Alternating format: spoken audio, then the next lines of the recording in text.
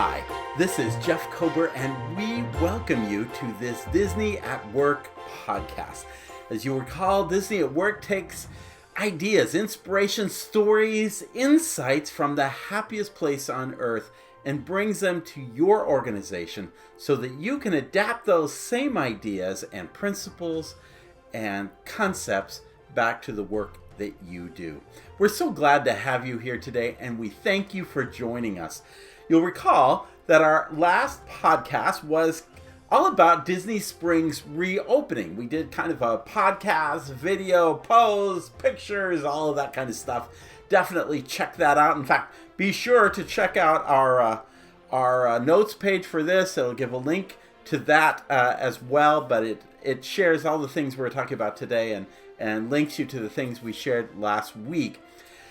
In the process of building out the video and the photos and everything I was going to share with that reopening of Disney Springs, I came across Josh D'Amaro, who was recently named the new chairman of Disney Parks, Experiences, and Products. He fills the place of Bob Chapek, who has recently been given the opportunity to be the CEO of the Walt Disney Company, with Bob Iger becoming simply the chairman.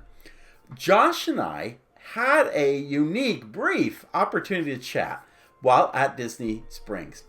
I believe what I observed and learned from that short dialogue, that small exchange, is a perfect springboard as to why I believe he is the right fit leader for the worst time. Especially because now the Disney parks are going through an enormously difficult period. How do you start up one of the greatest engines of all? So today we're going to share with you that exchange. We're going to talk about what it means, what it looks like. We're going to share a little bit more context about Josh's history and experience, and talk about what it means to you in being a leader. Now, just to set this up, and remember, always refer to the notes page, but remember, if you did see the Disney Springs reopening video that I did, I came that morning and I captured, on the very first day it reopened, video impressions of that first day. What the experience was like and what was different was really the focus. I noticed trash cans had been placed so that they would automatically stay open so you didn't have to touch the can in opening it. I noticed how signage had been placed and how people were being queued into retail outlets and so forth. That nature. What I wasn't expecting that morning was to meet any executives. There was already a private press event the day before. I really didn't process the possibility of running into anybody. Plus, the property is large, and running into someone is pretty happenstantial. That just really wasn't on my mind. But as I turned around the location where the Coke retail operation is and started heading toward the orange garage, I happened to notice him.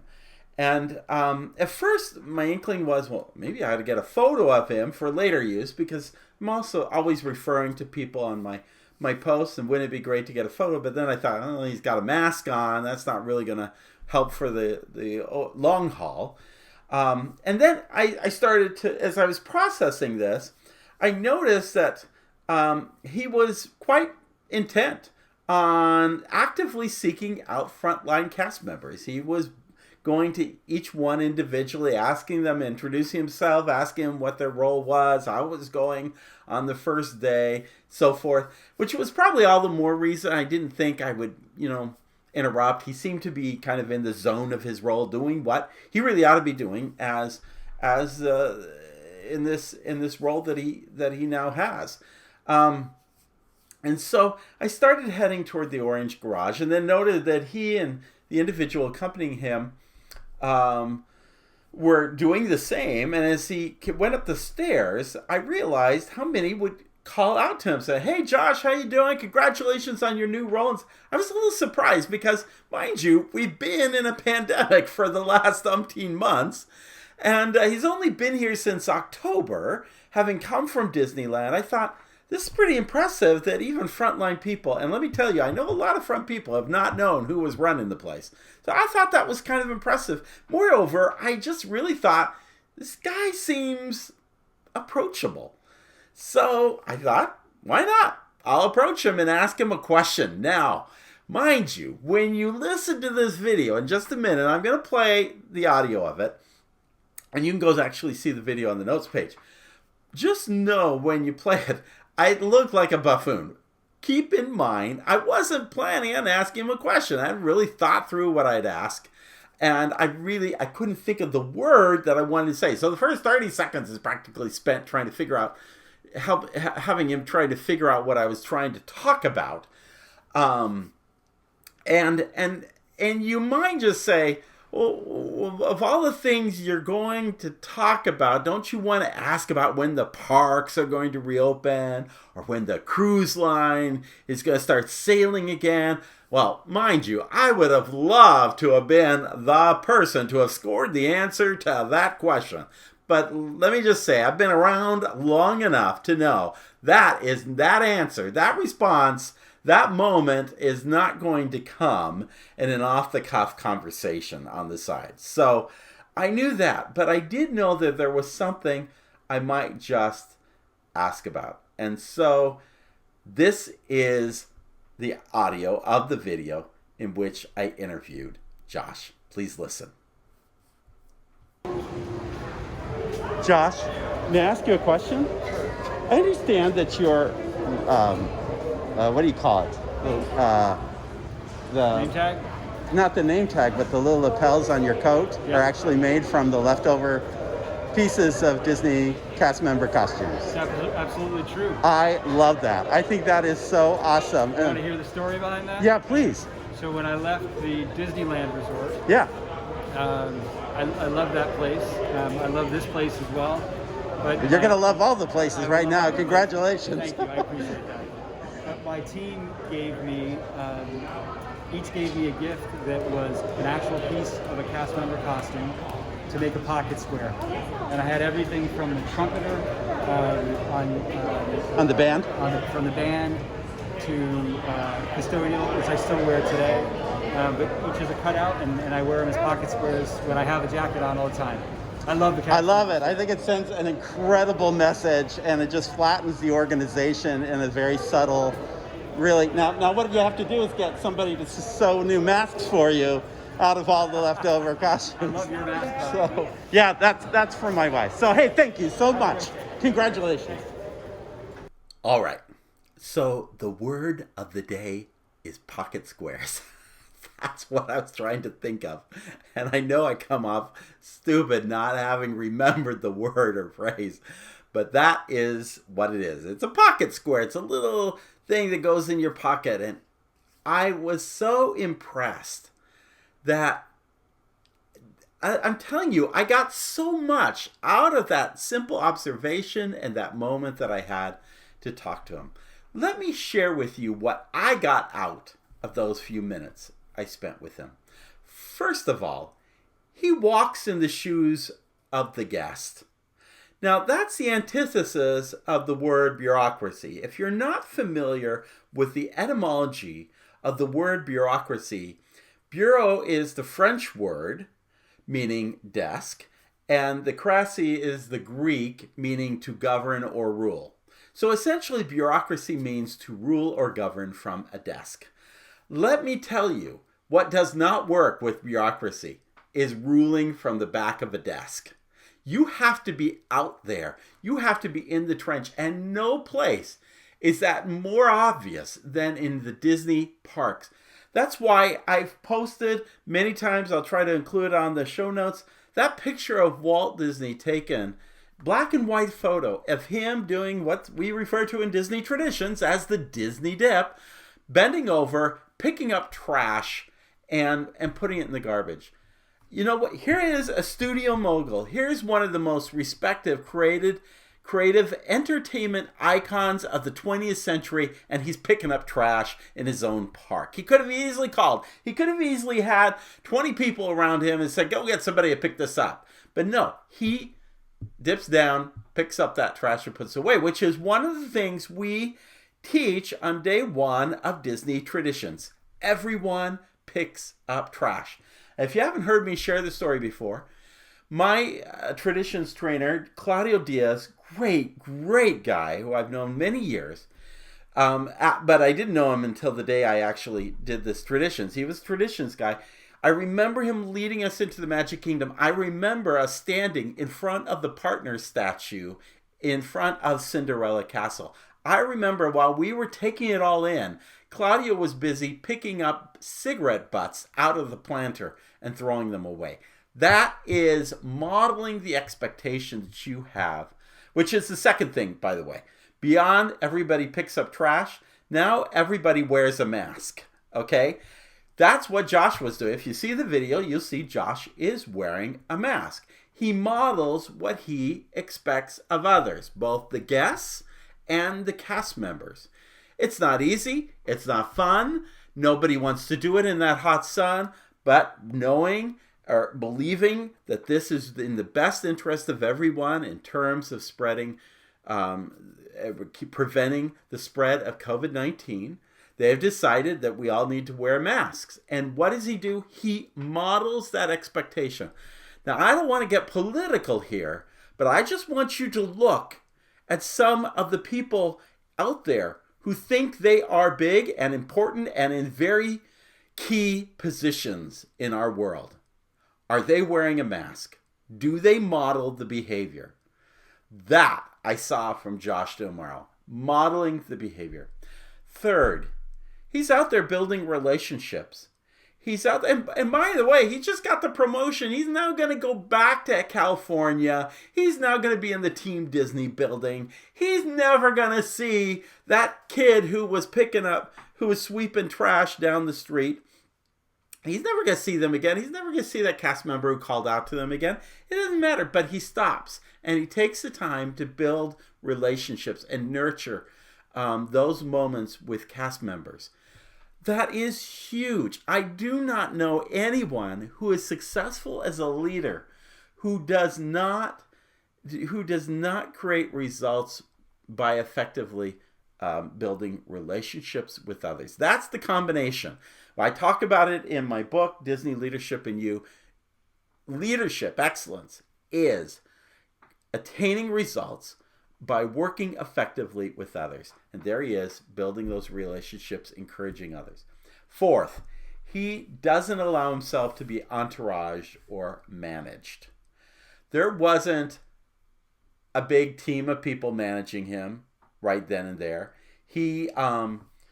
There was an assistant with him, and interestingly enough, I don't know if she's a full-time assistant. I don't know what her role is, but when he told the Pocket Square story, if you heard correctly, she goes, "Really, I didn't know that." So she wasn't even aware of how he was doing that. So that was very cool, and believe me, I have been around other Disney management at that executive level. I've been in the office of the president of Walt Disney World. I've been in the office of the chairman of Parks and Resorts. I've been in those offices, that bureaucracy that is called Team Disney, which has many good people working very, very hard. I'm not putting it down, but at the end of the day, you got to be out there, you got to be out, and you can't be managed by others. I have seen former CEOs of the company walking World Showcase with a team of people around him, an entourage of people, and those people are managing him. They are trying to make sure that nothing gets in the way of what he wants to do, and that everything is perfect, and that he walks away thinking all is well within the area that he is walking. And so I love the fact that I'm sure he was with Jeff Valley, who is the new president of Walt Disney World. In fact, there's actual images that seems like, I don't know if they were taken earlier or later in the day. I did notice that he was wearing a suit coat in that image, and he wasn't at the time, nor do I have any recall that he was carrying a coat. He wasn't carrying a coat at the time. So I keep thinking he must have come back later today. Of course, Team Disney is across the street, so it's not very far. But at any rate, I don't think this is new to Josh to come to and from the parks. 6, he shares stories. I loved how he said, let me tell you about that. Stories are the ways that you inspire and instruct and lead and train others. Walt Disney, the Walt Disney Company, is a storytelling company. Leaders should be masterful storytellers. It doesn't mean he once upon a time or anything like that. It just means, hey, let me tell you the story about it. And he gives a wonderful, simple story that emphasizes an interesting point that becomes number 7. Now, I had heard about the pocket squares before. That's why I thought to ask him, although I couldn't think of the word at the time. But I was surprised that the story had a different telling than what I had heard. Apparently, I had not heard it correctly, or I heard it, wasn't listening earlier. But it was a recognition of Josh as he left Disneyland. Those different divisions, those different cast members wanted to honor Josh and did so by giving a pocket square made out of the material of the costumes they wore in those areas. And so here's a situation in which people are recognizing their leader. Now, usually you think about leaders recognizing their subordinates. But here were people recognizing their leader.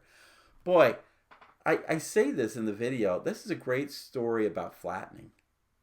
Because it just simply says, we're all together in this. I'm no better than you. I'm no less than you. It's just a great story. There's so many great messages, and we only spent 2 minutes together on that thing called pocket squares, which I couldn't even think of the word of. But isn't that fascinating that you can take and gather these really key points, because I think they're key points for any leader out there. Now, again, I do not pretend to know Josh Giamaro. We're not like best friends forever or anything like that, because I just met him on that one occasion. And of course, Walt Disney World's been closed, so we haven't really seen him a lot in action because we haven't been out into the park. But let me talk a little bit about Josh's experience at Disneyland. Prior to coming to Walt Disney World, he was with the Disneyland Resort, which he references in his story. And he talks about it, and is shared with the cast of Walt Disney World, that when he was at Disneyland, his focus revolved around what he referred to as the 3 C's. Cast, or cast members, the employees of the company. Community, meaning the larger picture. And that's a great place where the president of the resort plays. They play a role in kind of dealing with municipal, state, local leaders, all that type of thing. And then finally, 3rd, commercial success. You got to be successful, right? You got to make the operation a success. Well, what did he do that supported those 3 C's while he was serving as president of the Disneyland Resort? Well, for the casual outsider, the one commercial success, or one big thing that you think about, was how Star Wars Galaxy's Edge first opened. Remember that it opened first at Disneyland out in California, and then later in the summer at Walt Disney World. Curiously, Rise of the Resistance would later open first at Walt Disney World, but actually Josh had by then made his move out to Florida. So it's kind of an interesting thing that he kind of led the opening of these Star Wars creations, but definitely there at Disneyland. So you say, well, that's the big thing that's been happening over the last couple of years, is that big building out of Star Wars Galaxy's Edge. Well, yes, to the average tourist, that's the case. But there were some bigger and frankly harder issues to deal with during Josh's tenure at Disneyland. Those were really moments for Josh to rise above the fray. These were opportunities to step forward and to lead. It began when Disney started to move forward on the design and the construction of a luxury hotel under the auspices of an agreement with the city of Anaheim that it would provide hundreds of millions in subsidies, something like 260 something million in subsidies. That project had, if you had not seen the design, I got to put that in the notes page. The original design for that hotel, which frankly didn't inspire me. It just seemed like a spread out Marriott or something. Didn't inspire. By the way, I love Marriott. Don't miss me on that. But it wasn't too impressive. But it was big, and that project had moved so far along that everyone on that side of the street, downtown Disney, moves from the parks all the way over that avenue underneath that goes underneath, and then over where the monorail station is. Well, other than the monorail station, everything else was closing up, and so AMC closed up, Rainforest Cafe closed up, ESPN, even Earl's Sandwich had vacated, although later Earl would return, but that's another story. The city of Anaheim felt that the subsidy should not be used for that location, but was really intended for a location that was barely more than a block away. And so there became this struggle. And I'm telling you, this could be an entire book. So I hope I can simplify the story enough. But just to make it very clear, that over the years, the relationship has somewhat weakened between Disneyland and the city of Anaheim. And so they eventually kind of got into this struggle about whether or not Disneyland should be using its tax funds for this luxury hotel in the Anaheim Resort District. Well, in the heat of this battle, Josh finally met with the mayor of Anaheim, Tom Tate, and there he proposed dissolving those agreements that were creating the friction. That agreement that would have channeled millions in hotel room taxes to the Walt Disney Company and even barred the city from adding a gate tax to the amusement park tickets for decades. Josh was basically saying, let's rip up this agreement. Let's end the agreement. Disneyland President Josh D'Amaro asked city leaders in a letter, as he handed the mayor a letter, the invitation to end the incentive agreements. The letter stated, quote, "Good friends will not always agree. However, the current level of animus is unprecedented and counterproductive. In light of this, we've come to believe that the agreement concerning entertainment tax reimbursement and the operating covenant agreement which Disneyland previously entered into with the city no longer serve the purpose for which they were intended, and, in fact, have become a flashpoint for controversy and dissension in our community. Consequently, we are asking the city to join us in terminating both agreements." End of quote. Well, Anaheim Mayor Tom Tate noted, I think he was blown away. He says, quote, "I thought it was a good and bold move by Disney." The mayor believed it would usher in a new era of improved relations with Disney. Now, in all truth, that move at that time also supported Disney's positioning when it came to creating a better footing in a 3-year deal with 4 labor unions, representing about 9,700 employees, that would raise the minimum hourly wage to $15 by January 2019, and include a 3% raise for employees that earn a wage at or above that threshold. What was happening is unions were coming down about, the state of California was trying to look toward doing that minimum wage at $15 across the board. The union was trying to go for 18%. And there was a lot of controversy in this. There was a lot of pressure, particularly from the community. A lot of mud was being thrown at Disney, saying basically, you don't care for your cast members. As president, Josh also was at the center of that challenge as well. Critics thought that doing this at this same time was kind of a classic union busting move. And I can appreciate that any cynic could see that. So where I think this differs is not just using one agreement to get a better footing for another agreement, but what Josh did above and beyond that. Recall that Josh,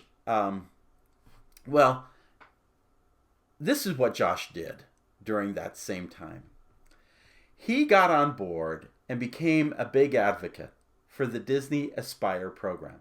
Now, if you're not familiar with this program, this has given Disney cast members here at Walt Disney World as well as at Disneyland an opportunity on the mouse to get a college or master's degree, earn a high school diploma, or even learn a trade.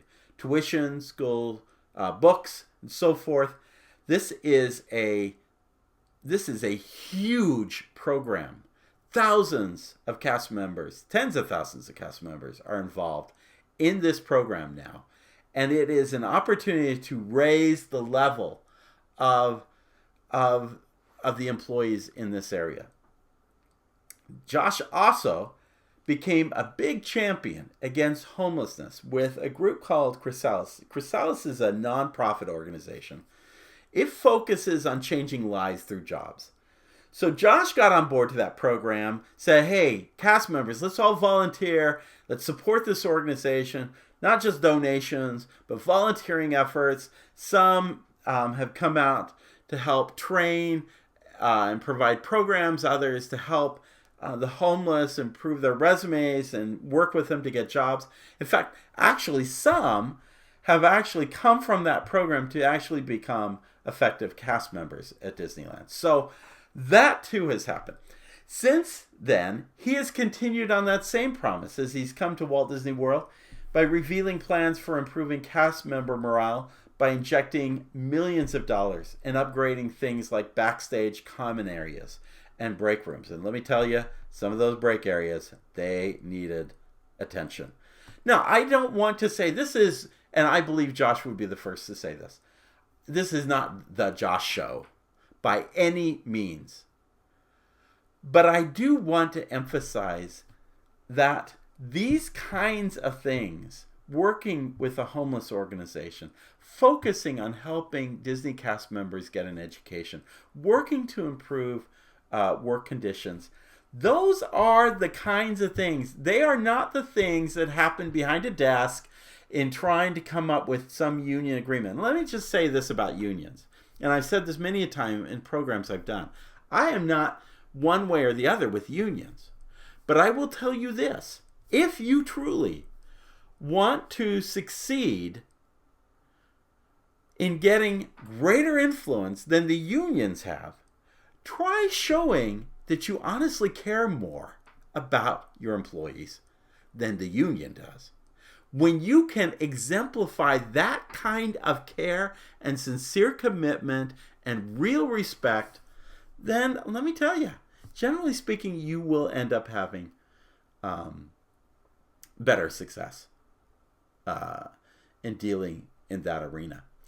Now, I don't pretend, again, to know all the details of that very messy situation, which honestly could be a book, but I do know a few things.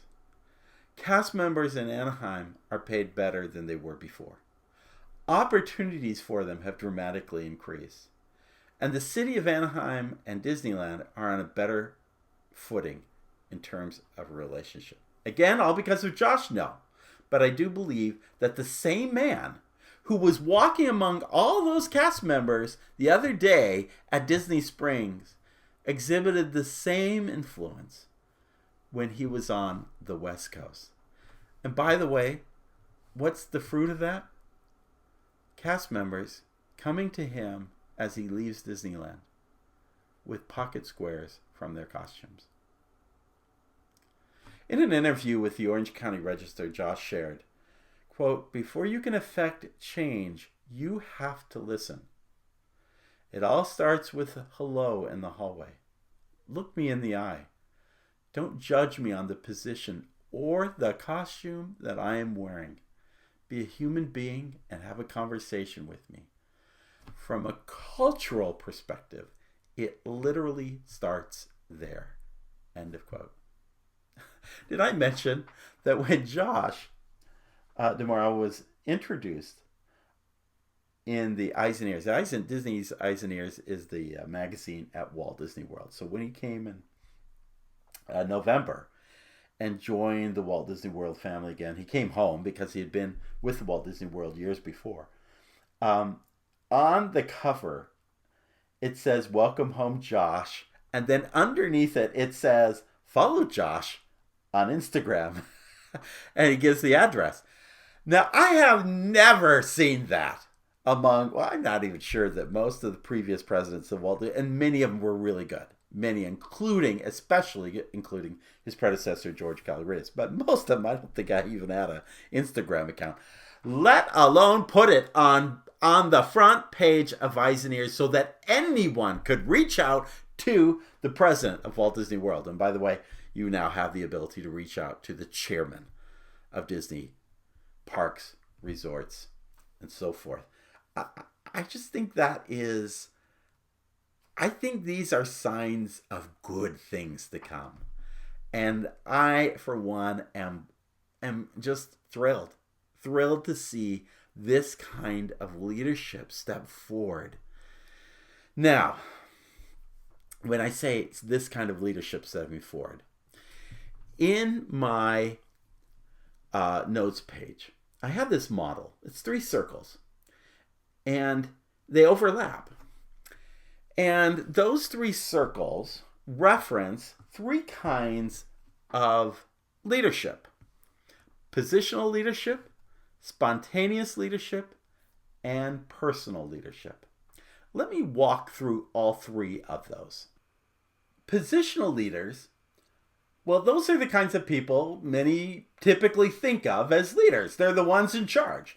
They're simply those who lead from some kind of position of authority. They have an opportunity to lead by virtue of their title. But title alone does not a leader make. After all, can you think of somebody who was a manager, somebody that you may have reported to, somebody that you had to deal with who was in charge? You'd say, "Oh yeah, he's the manager," but I wouldn't call him a leader. Conversely, can you think of somebody who was not a manager, but you'd say, "Yeah, that's a leader. That is a leader." Well, that brings us to the other 2 circles.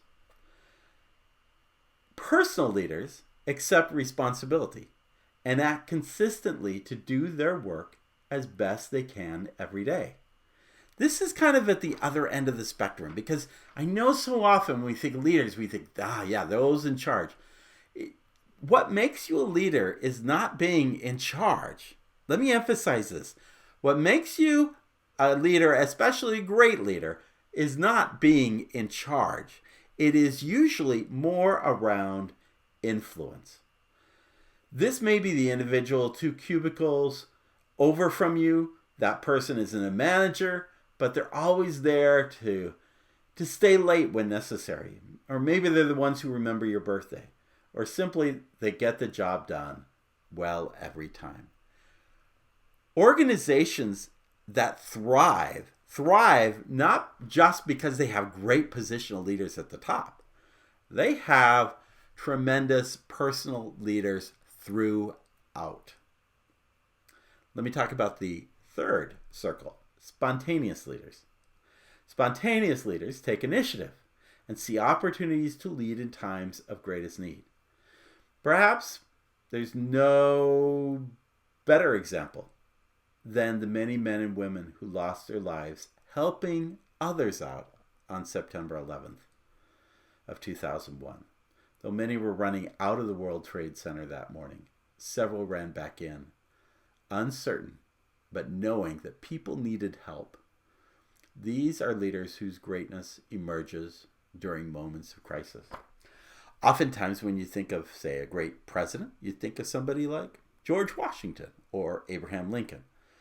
These are definitely individuals who were positional leaders. They were elected president, but I tell you, if I asked you to think of a great leader, I'd ask you, how many of you remember Calvin Coolidge or Harrison or Tyler? You don't think of those individuals. Partly because Washington and Lincoln were there at critical times. One led the Revolutionary War. One held our country together in times of civil war. So in that regard, they are spontaneous leaders. Spontaneous leadership is also important, partly because you're there and helping out at the right time and the right place. In truth, I think much of what is making Josh D'Amaro rise to the occasion is he happens to be there at the right time in the worst situation. Worst situation, like I described earlier, what could be worse than the fact that we are trying to get all of these Disney parks worldwide back up and running again? There is no more difficult challenge than what lies in front of Josh D'Amaro. At the same time, he's not new to this idea of leading forward and taking a step and being there as a spontaneous leader. You go back to the situation in Anaheim with the city, with the cast members, his leadership there, smaller instances, situations, but really opportunities to be a leader in the right time and the right place.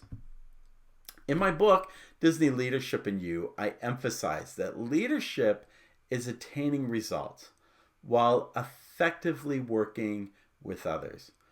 Now, where leaders excel is not just showing up in these circles, but in truly being the best they can in leading others or in helping others to be a leader. So it isn't just enough for somebody in position to be a great leader. In fact, if I were to say what makes a positional leader really great, is that they empower others to be leaders themselves. The success of the Disney resorts moving forward will not depend so much on what is decided in a Disney boardroom.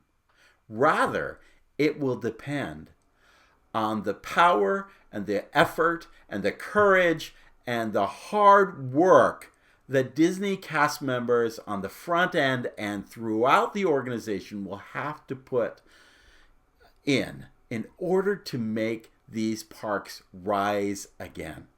And when you are a great leader positionally, what you do great is not by showing up as a great leader, but even more so by inspiring and supporting and sustaining and empowering everybody else to be a leader. Again, not in the too many chefs in the kitchen, but simply exercising your personal responsibility to do your best in that area that you're in. This is the opportunity for everyone to rise up and to really make a difference moving the organization forward. Well, I think I've said enough, and I hope you catch the gist of what I'm trying to share today.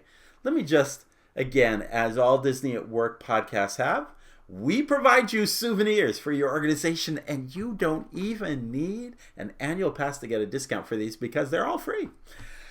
As a leader, and by the way, if you're listening to this podcast, you should be thinking about yourself as one, as a leader. How are you doing in terms of walking in the shoes of others?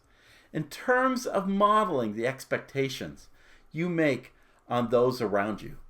In terms of taking advantage of opportunities to lead out?